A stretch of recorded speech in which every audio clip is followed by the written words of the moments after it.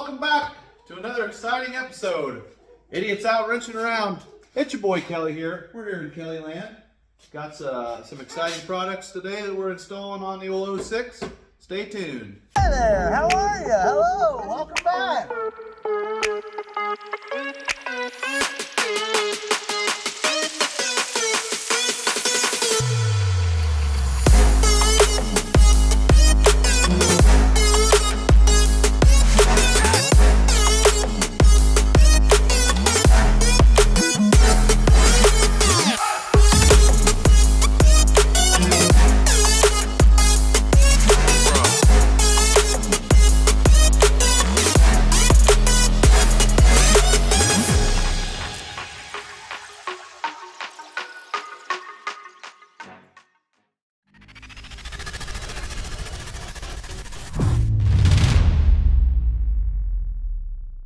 As a little bit of an update here, this is a 2006 3/4 ton Ram 2500. It's she got a 5.9 24 valve common rail turbo diesel Cummins. That's about it.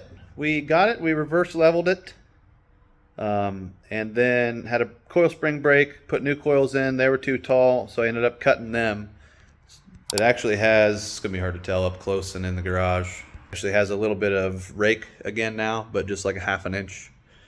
It's got some wheels and tires, 33 1250s on Fuel Mavericks. It's got a 4-inch exhaust and a janky big honking air filter intake.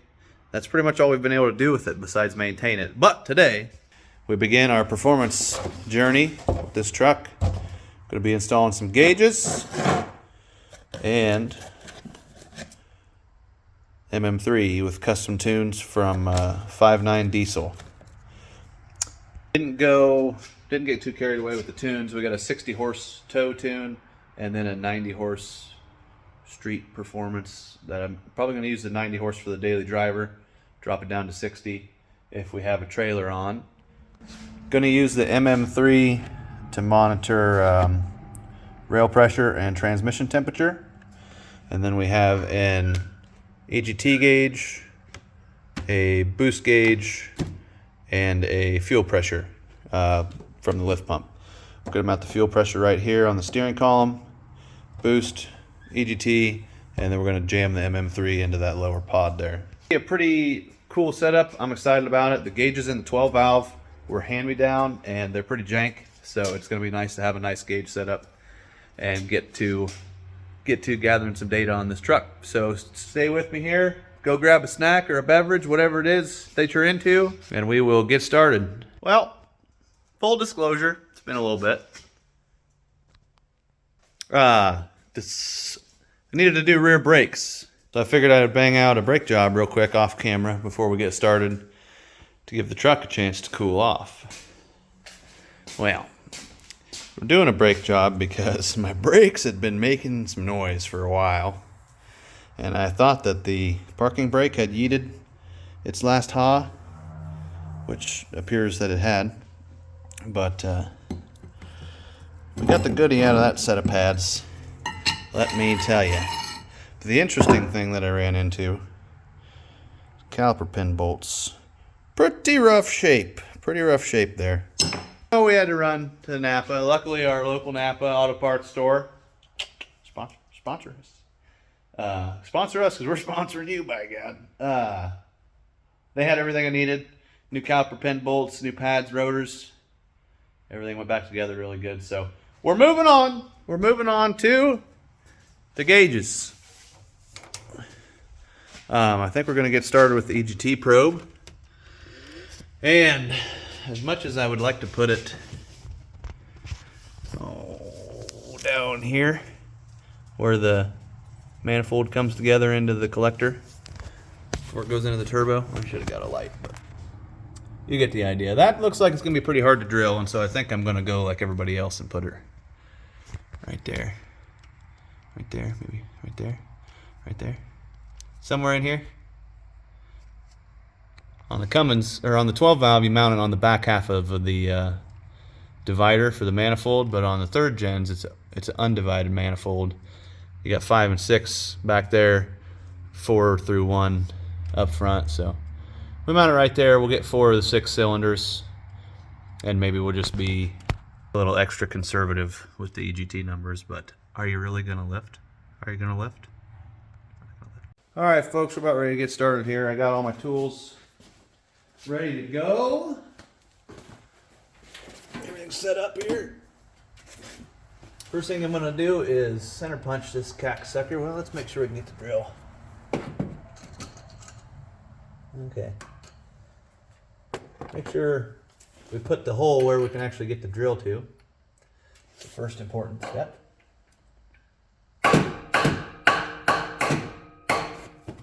Give ourselves a nice center punch there so our drill bit doesn't slide all over the place.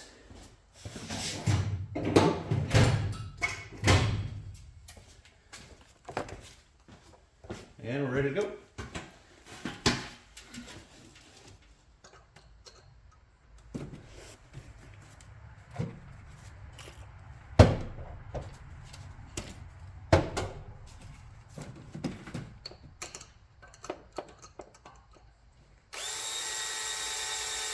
I'm going to start the truck up and don my safety glasses. We'll drill the rest of the way.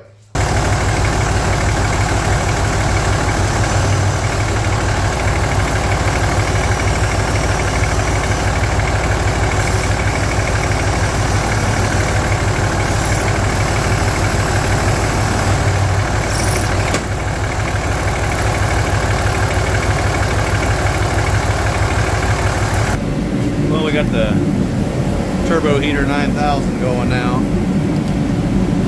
As you can see, it went pretty quick. There's metal shavings everywhere. I'm definitely glad that I wore safety glasses. I pulled that tap out to inspect my hole. It looks like my threads go most of the way down, so I'm going to grab the fitting now, make sure it threads in there nicely. All right, folks. Wife and kid got home, so we had to pause for supper. As you may or may not have seen, we got that boy in there now. Now, you may notice it's not all the way bottomed out on the manifold.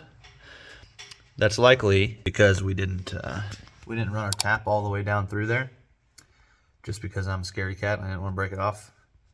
But the threads go all the way through the manifold, and we tightened that thing down until it was bottomed out in the thread. So it's as tight as it's going to get. You know, remember it's a tapered thread, so we've got the threads, and the threads and the threaded and the threaded. Basically, it's not getting any tighter, is what I'm saying. So that fitting is like a 1/2 inch long, and there's about 1/8 of an inch of gap. So it's in there plenty far, and it's nice and tight. It's not going to leak. I threw the set screw in there. Kind of wish I'd have done that before installing the fitting, but I guess then I wouldn't have been able to use a socket as easily. That was kind of a booger, but we will get this probe installed and move on to the boost gauge. So this EGT probe is basically just a really fancy thermometer. That fitting in the manifold has a set screw, and then this has a set screw as well. So I suppose you slide this on as your stop, tighten it down, and then stick it through the hole until they're touching, and tighten that one down. But this one has this little nipple on the end. So I'm going to see if that fits down in this fitting. If it fits in the fitting, then I'd say that's the way that it goes, but it does not appear to fit in the fitting. So we're going to say that side goes up. And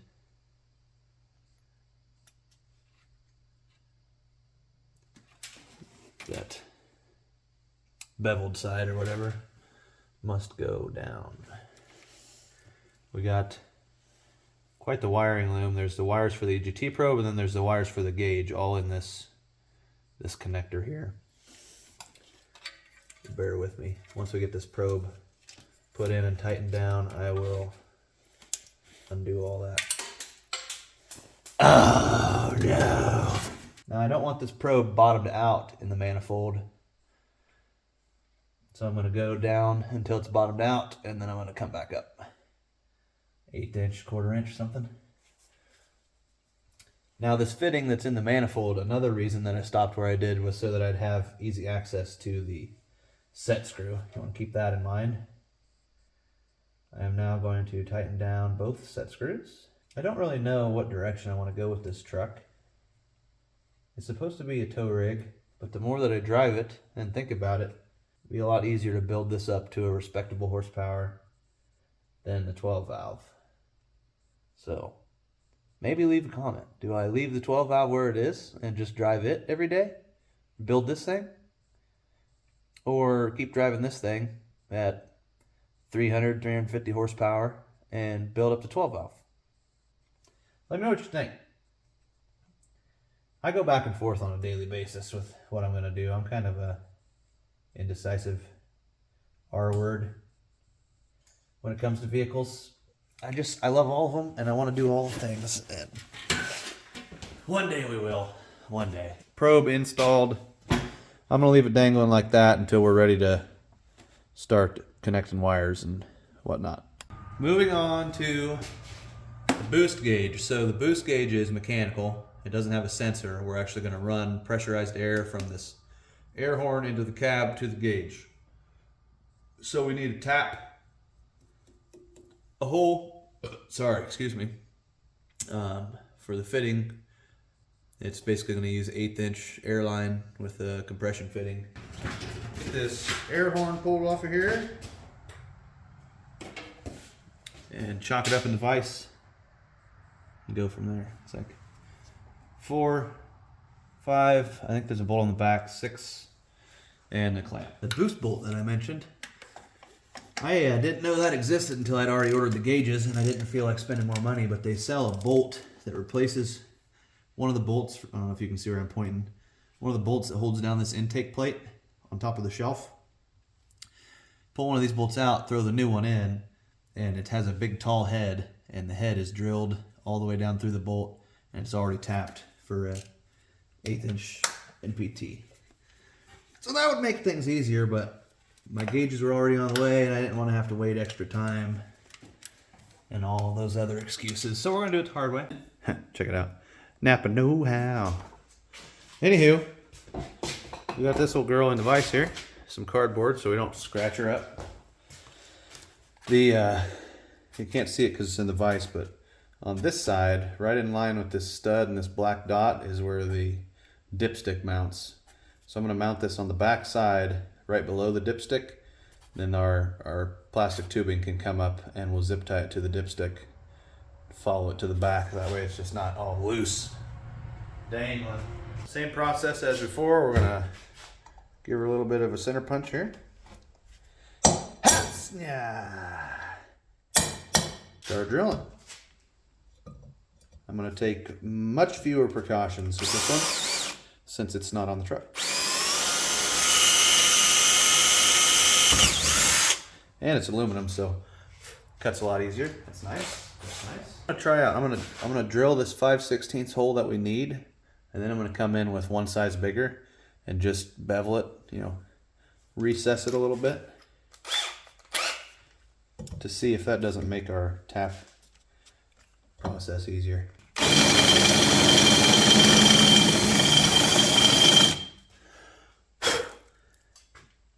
I feel like that's good. I feel like that's good. Well, the tap got started way easier.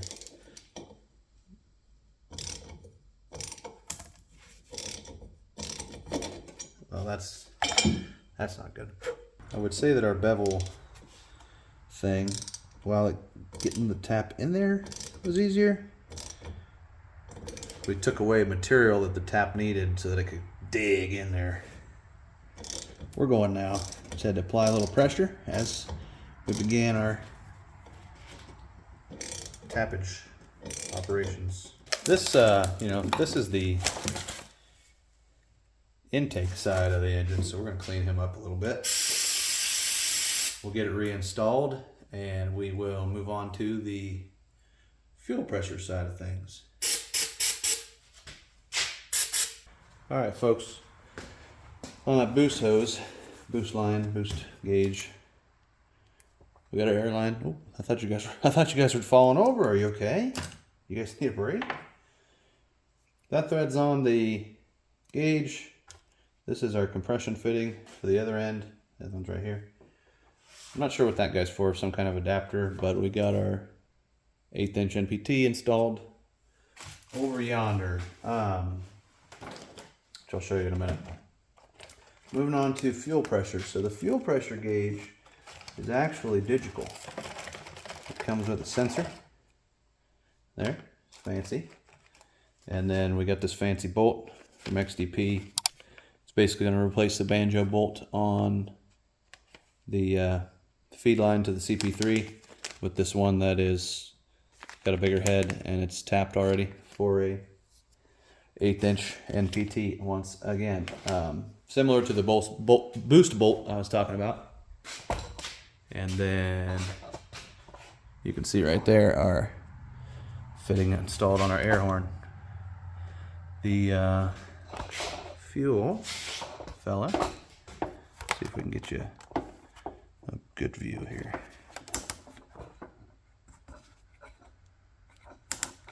This battery cable in the way. That guy right there, the line coming down, whoop, that's him. I'm gonna spray him off with brake clean, blow him off with air. We'll take that bolt out and put our new bolt in. It's easy peasy, lemon squeezy. Now I've never seen with my own eyes before, but I'm told that the holes in the injectors on a common rail truck, I'm just gonna wipe this off real quick in case there's any residual business.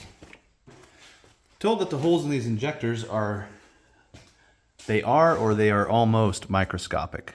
So any dirt that you get in your fuel system after your filter is going to your injectors, and it's gonna plug them up, and then you're gonna be real mad. And these injectors, I'm just gonna have to assume they have 300,000 miles on them, and if that's true, they probably don't need any help being unhappy. So I think the trick on these, everybody says, is snug it up, see if it leaks. If it leaks, tighten it more. If it doesn't leak, you're good.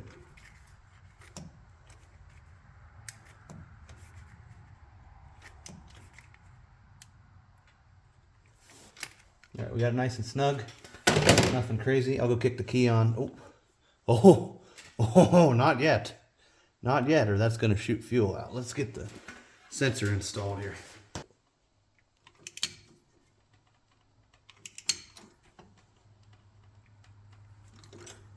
That seems good.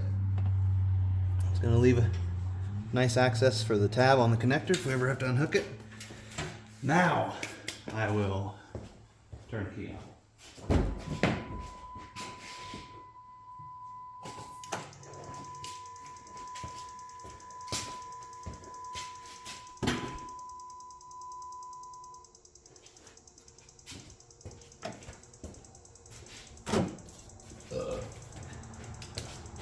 Cycle that fuel pump one more time.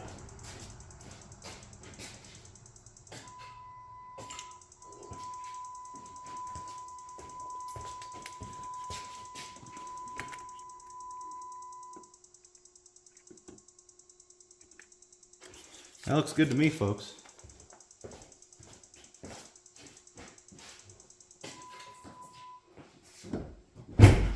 The 12 valve lift pump runs around 45 to 55 psi, so it can be kind of difficult to get to not leak. This, I think these run between 15 and 20. I'm not for positive, but shouldn't be too big of a deal. We'll watch it, you know. We'll be right here on oil changes, and if we see it leaking, we'll tighten it up. We got that. Okay, we got our fuel pressure, our boost, our EGT. It's time to start running some lines. We'll go ahead and start with this boost line since we're right here. I did some scouting already the other day. Let's see if you guys can see it back there. Right back there is a plastic cover where the master cylinder would go if this was a manual. Somebody's already got a hole drilled in it, I think they had power run through there for a CB. I can't remember. I pulled a bunch of wiring off of this thing when I got it. It was a nightmare, but we'll run our boost line and all of our wiring through there. Have you guys seen my multi-tool? Okay, if you're not familiar with these compression fittings, I'll go ahead and show you over here by the truck, so if I drop this, it'll be lost forever. You got this little tiny guy called a ferrule. And then we got the cap. You want to put the cap on the line first. Then you're going to put on your ferrule. And what's going to happen is the inside of this cap and the inside of the fitting in the intake there are both tapered. And when you tighten it down, they're going to compress this little brass guy, and he's going to put the squeeze on the airline so that it couldn't come off even if it wanted to. The beauty with these guys is you tighten them down really good the first time. You want to jam the airline in there as far as you can and then hold it while you slide the cap and ferrule down. Keep holding it while you tighten it, and then once you tighten it the first time, it's on there, and you shouldn't get lost if you ever unhook this or what have you. Should stay right where you need it. They're pretty neat little contraptions.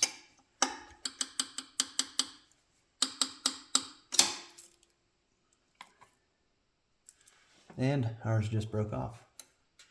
That's gonna be a problem. It broke off in our dealie.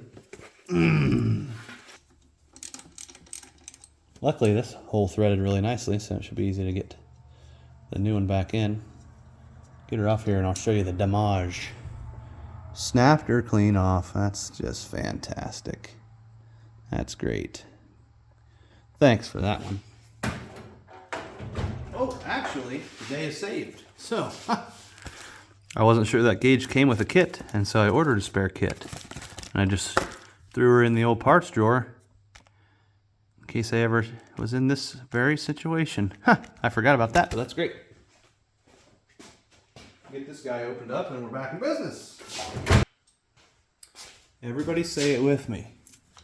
Tight enough is tight enough. It doesn't have to be as tight as possible. We were so careful with that dang tap. I still blame that on some kind of defect. I've never seen that before. But we've been extra careful all night, and then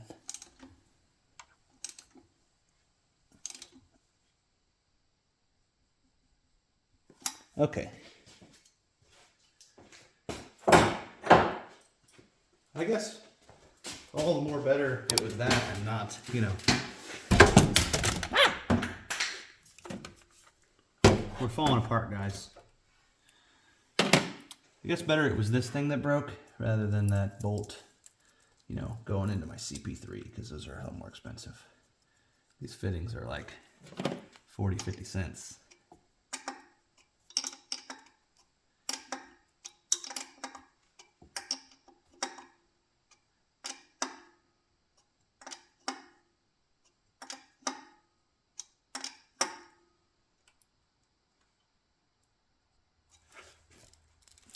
We're gonna go with that other mentality. Snug it up, and if it leaks, it leaks. We'll tighten it up more.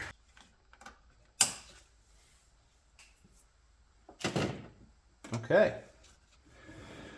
We got everything in the cab now, finally. We'll move in there, get some trim popped off, and start running our wires. We'll install our gauges, and then it'll be time to terminate our connections.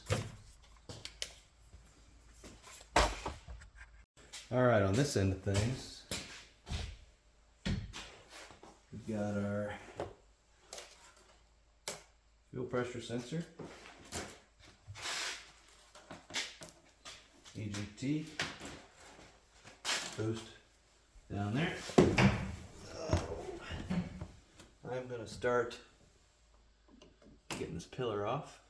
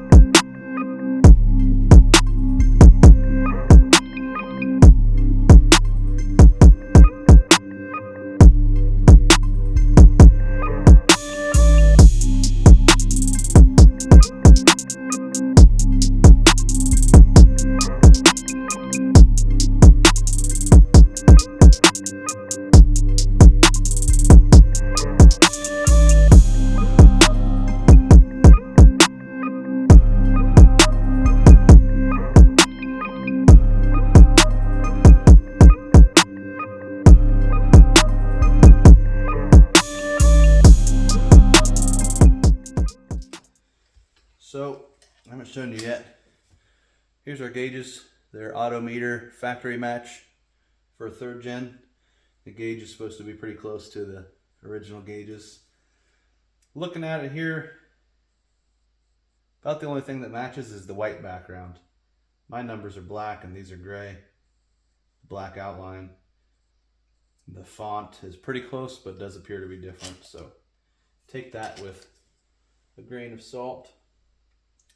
Boost EGT fuel pressure, all right there. Let's get this steering column cover off without jumbling all these back together. Or we can just go ahead and jumble them, that's fine.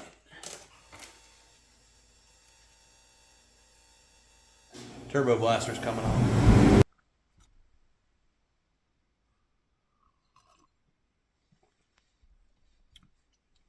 Captain's log. It's 0 dark 30.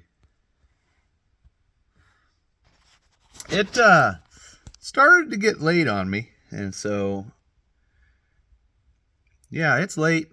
My brain's operating at about 43% capacity, so I just had to shut the camera off and thrash a little bit. So you guys missed out on a little bit of stuff, but not really anything crazy. Got something to show you.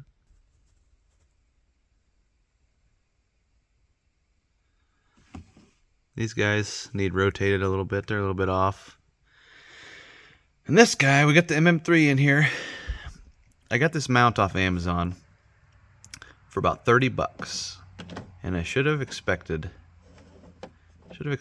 this, but she's a little bit janky. It's got a backing plate and a front plate with that this mounts to. I'd like to have it swung over this way with this horizontal, you know, but just over and up.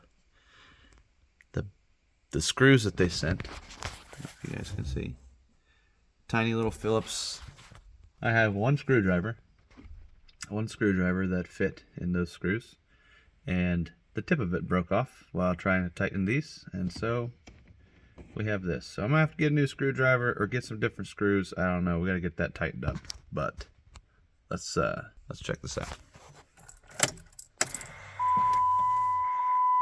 Boom. We got fuel pressure. Boost. Obviously, truck's not running. EGT, truck's not running. MM3, got a dashboard set up here. Speed, tranny temperature, current gear. I just didn't really know what to throw up there. And then I've got rail pressure desired and rail pressure actual. So these are all the data points that I was wanting to watch. Go ahead and turn the light on. Boop. Check that out. Shoo, boy! Let's go! Hold on. Yeah. It's late. Wife and kid are sleeping. I'm not going to start this thing up. We'll probably get back in the morning and we'll take it for a test drive and see what it does for peak EGTs and peak boost on the stock tuning. And then I'll throw the tunes on and see what it does there. I need to Google and see what normal fuel pressure is. It looks like we got about 14 with the key on and the truck not running. But yeah, it's pretty cool. It's pretty cool. I'll show you the wiring and stuff here in a little bit. I wanted to touch on this MM3. So MM3 is pretty much the same as it used to be called a Race Me Ultra. I don't know if anybody calls them that anymore. Or it's also the same as a Smarty Touch. And so it's made by Smarty or Mads, which has been around since like the VP44, your 98.5 to 2002 trucks. They kind of got their name there. They advertise the fastest download speed, or the flash speed of the ECM of the industry. I guess we'll find out about that. I've never had any of their products before. But anymore for these trucks, it's basically the MM3 or EFI Live if you want reputable tunes. And I thought about going with EFI Live, but when I was judging what I wanted for gauges and what I wanted for data, I really thought about doing an EFI Live with a 5-position switch and then an Edge CTS monitor. But I just really like watching the gauges freaking, do gauge things. So I was trying to figure out what was most cost effective and would also get the job done without compromising. So we've got all our data points, and we're using the MM3 for data and for tuning, which led me to whose tunes should I run. Come across this 5.9 diesel. He was highly recommended on a lot of the Cummins forums and things. He only tunes and works with 2003 to 2007 trucks. So I feel where most tuners work on all years of all trucks, this guy has chosen a niche market to perfect his product, theoretically. He also offers transmission tuning for the 48RE, which nobody else really does. So we'll see how big of a difference that makes. He's got a couple YouTube videos out. He actually has his own YouTube channel. I believe it's Diesel Camper. He kind of showcases some of his products and then a lot of other stuff. But I emailed him back and forth briefly when I was shopping or whatever, and he was very prompt. I ordered the tuner. I had it within probably 5 business days, and then hooked it up to the truck, pulled the stock tune. You have to email that to him, and then he emails you your custom tunes back. I suppose he has to load your stock one in and do some witchcraft, but I had my stock tunes back. I emailed them to him at 9 p.m., and I had them back by 10 a.m. the next day. So, of course, this truck's stock, so the tunes really shouldn't be that custom, but still, that's pretty quick service. Everybody has good things to say about his customer service and stuff, so I'm excited to see how this works. And then I'm not sure what we're going to do with this truck. Build wise, I'd like to do head studs and valve springs, maybe or maybe not injectors. Depends on if it's going to stay a tow rig or not, and a turbo of some kind. But if these tunes are good, then we'll probably stick with him for our custom tuning. If we decide to leave it a tow pig, it's probably going to stay in this format, really. But yeah, just wanted to touch on that, why I went with MM3, why I went with the tunes that I did. But yeah, so I didn't put the trim pieces back on yet, so I could show you guys some of my fancy dancy electrical work here. The tabs are broke off on my fuse box, so I've already got it zip tied shut. But I don't know if you guys are familiar with expandable circuits. Inside of this fuse box, you've got fuses like like this. Like this. What you do is you find the circuit that you want to use. So in this instance, I needed a key on power only and then a headlights on power only. The key on power only goes to the two digital gauges, so the EGT and the fuel pressure, so they have power for the sensors. And then the headlight only goes to all three of them to do the lights when the truck lights are on. That way it lights up with the dash, as you've seen. So you take the fuse out, you plug that in, and then it has two slots for a fuse. You put the original fuse in one side to keep the original circuit going, and then you put a new fuse in the other side, and it has a wire coming off of it that you can then butt connector or solder or whatever and run to your new accessory that you're trying to install. What I did then, nipped a little opening in this box, which I wasn't really excited about, but I think it kind of pinched down on the wires pretty tight, and I did a bunch of electrical tape right there so it wouldn't wear through the insulation of the wiring. It squeezed down pretty tight on there. Did some more of my loom, went down, followed this existing power wire around, hopped up here with this other loom that we added, and back through the firewall. Just to recap, we got our fuel pressure sensor, we got our boost reference line, we got our EGT probe. EGT probe wiring just hops up and across, boost follows the dipstick up and across, and then the fuel pressure and the power go up into the back. So we then come through the firewall up there. Maybe need to add a couple more zip ties, but we shoot across through the dash. We come up here. I've seen where some people use this, but I couldn't get a good ground testing it with the multimeter, so I just banged a self-tapper into this, and that got me what I need. I got a ground wire going back in here.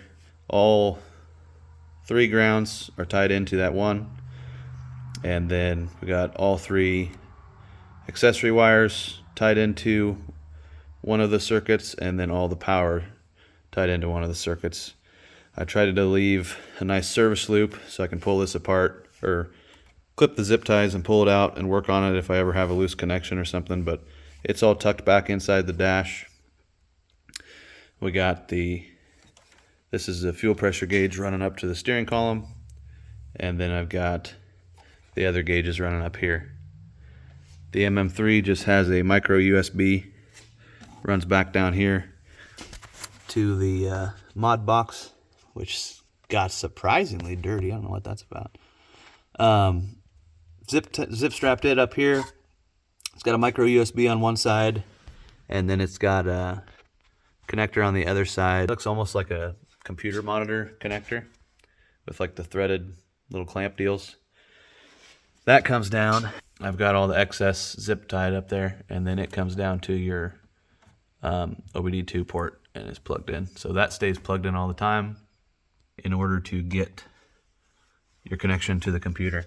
You can actually get shipped on the fly tunes with MM3, which requires one other wire. I have it and stuff, but at least for right now, you had to pay extra for shift on the fly, and on my truck, I would have to go through the wires on the main harness loom and find the correct two wires and tap into them, and that didn't really sound all that exciting to me.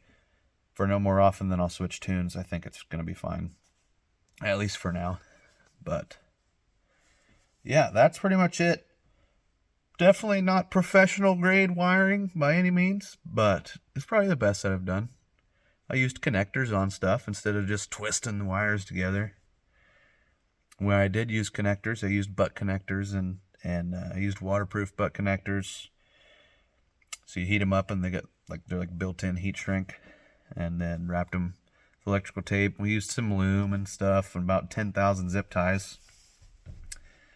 You know, at least there's no wire nuts in there, but yeah, I feel good about it. Everything's working good so far. Obviously, we haven't started the truck yet to make sure that the pyro and boost work, but I will get back with you guys tomorrow morning. We'll take this thing for a test drive. All right, ladies and gentlemen, good morning and welcome back. We're on our test drive here. Got Dasharoo with us. Still on the stock tune, but check this out. We got some working gauges here. Lights are working. I guess I don't need them on right now, but I'm gonna scoot this thing into town, get some breakfast, and make sure all these gauges work.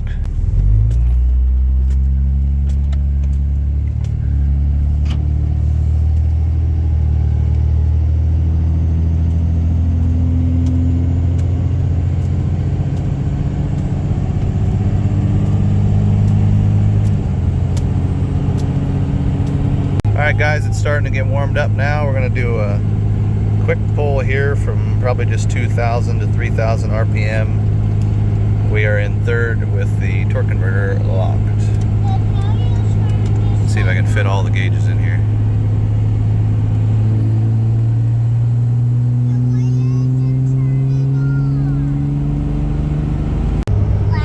Alright, I cut off the boost gauge on that first one, so we're going to do another one real quick here.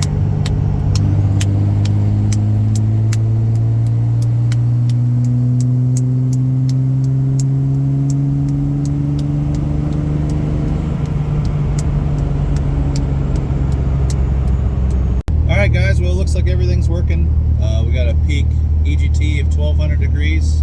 Peak boost is right around 25 psi, and we are holding over 10 psi of fuel pressure. Rail pressure is hitting the desired, trying to stay nice and cool, so we'll probably drive this thing around for a couple days to collect some data, and there's some more data, and then we'll try out our new tunes and see, we'll have something to compare peak EGT, peak boost, and the old seat of the pants dyno. So thanks for sticking with me guys. This was kind of a long one, but thanks for stopping by. Catch you on the next one.